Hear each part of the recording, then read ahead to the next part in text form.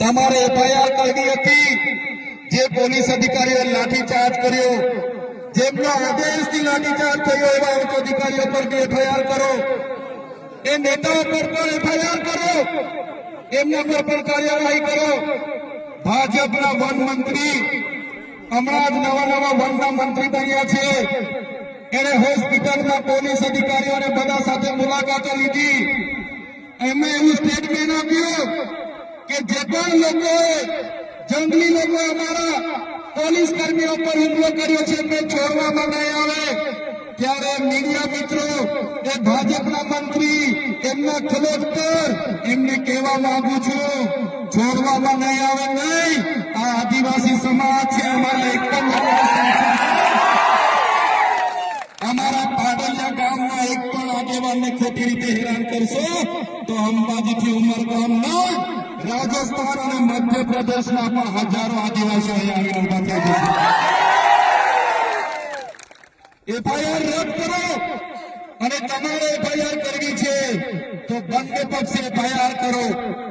તમારા પોલીસ અધિકારીઓ વન અધિકારીઓ પર બી એફઆઈઆર હોવી જોઈએ અને નાના અધિકારીઓ પર નહીં, કોન્સ્ટેબલ બીટગાર્ડ પર નહીં, પીએસઆઈ ફોરેસ્ટર પર નહીં, એમના ડીસીએફ પર એફઆઈઆર કરો, એમના એસપી પર એફઆઈઆર કરો, એમના ડીવાયએસપી પર એફઆઈઆર કરો, કેમ કે એમના આદેશથી અહીંયા હિંસા થયેલી છે।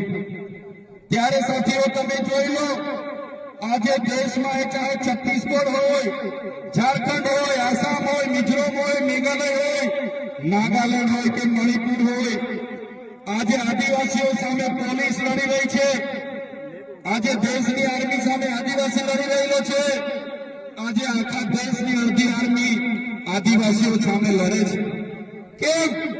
કેમ કે આદિવાસી આજે પોતાની મૂળ જમીન બચાવવાના પ્રયાસો કરે છે અને આ ભાજપની સરકાર એમના કેટલાક ઉદ્યોગપતિઓને આ જમીનો આપવા માટે, એમના નામે આ જમીનો કરવા માટે આદિવાસીઓની જોર જંગલ જમીન છીનવી રહી છે।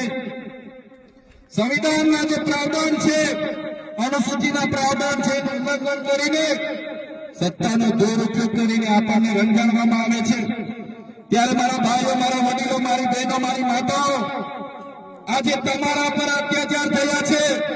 ગઈકાલે કેવડિયાવાળા પર અત્યાચારો થયા હતા, દાહોદવાળા પર અત્યાચારો થાય છે, પોરાવાળા પર અત્યાચાર થાય છે, બેડાપાણી ગામવાળા પર અત્યાચાર થયા હતા, કોસીનાવાળા પર અત્યાચાર થયા હતા, ખેડબ્રહ્માવાળા પર અત્યાચાર થાય છે। ત્યારે મિત્રો મેં તમને કહેવા માંગુ છું, ક્યાં સુધી આપણે બેઠીશું?